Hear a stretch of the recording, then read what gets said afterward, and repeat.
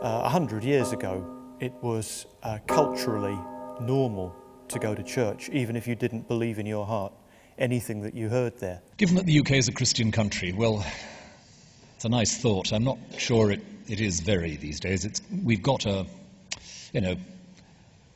majority who would like to identify themselves as Christian. It's not quite where I'd like it to be in those terms. We're not a Christian country anymore.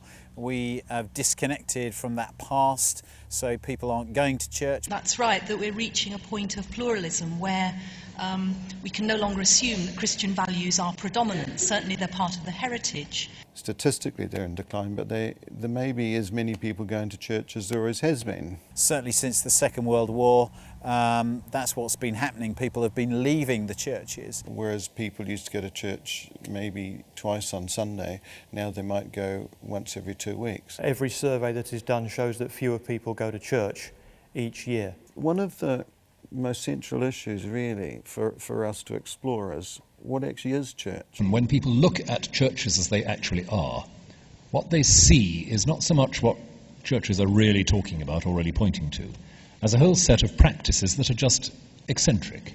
Here are people sitting in rows and singing together, usually in a rather dreary way, and here are certain patterns and expectations about relationships that seem, again, very remote. And all of that can, I think, undermine the credibility of the church. A church, in some ways, could be a building, a bit like the one that we've got behind us here. That's how many people think of a church. That's what a church is. But really, in essence, what a church is a community of people that are making a difference in the world. When I hear the word church, the building comes in my mind. Weddings and funerals. Lots of negative things.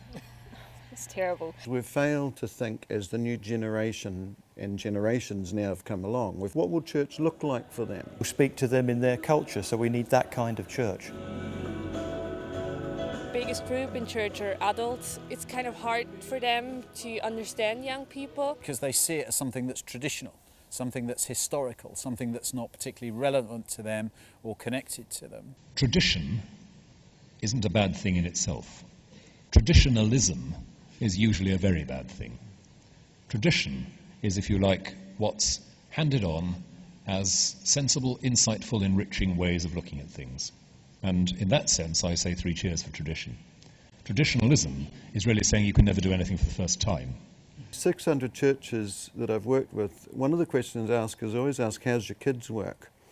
And we also did a survey in one town of 45 churches, and 45 churches in Colchester in England, 2 of them said, our youth work is pretty good. Particularly young people are not going to church, they're not being sent to Sunday school by their parents. So you'll have lots of people who stopped thinking about Christianity when they were 8 or when they were 7, and they kind of know enough of the vocabulary to get in, but that's as far as it goes. What it would take is people who are able to teach what the church has to offer so that they can have a better understanding, because the problem is they don't have an understanding of what the church has. You have to kind of find new ways of coming together. Reaching it out to them through relevant ways and through relevant means. Would you like to start a new congregation, not a new church, just a new congregation of your church, which is seriously focused at young people? The traditional church buildings aren't big enough anymore, or they're not suitable for the changing styles of worship and service in the neighbourhood. So a lot of churches are starting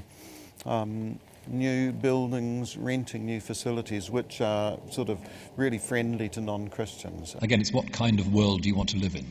A larger one or a smaller one? And I think the sense that people need to have that space for them says they'd rather live in a larger world.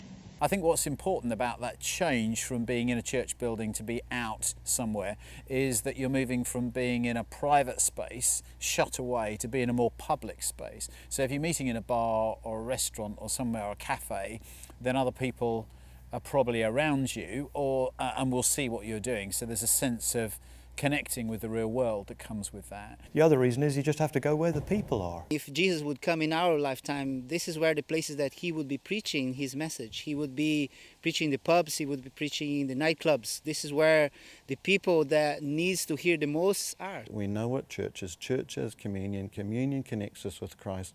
Communion gives us an opportunity to deal with our sin. Communion gives us an opportunity to say sorry to one another and forgive one another.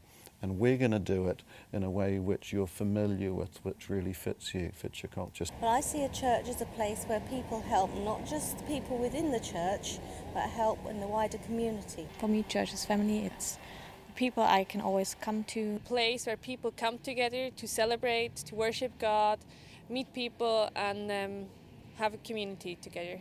A church is anywhere where Christians meet together to perform Jesus' purposes on the earth. Doesn't matter how big a group of people it is or how small or where they meet. If they're meeting to worship Jesus, to serve him, to look after the poor, to do what he would be doing, then that's church.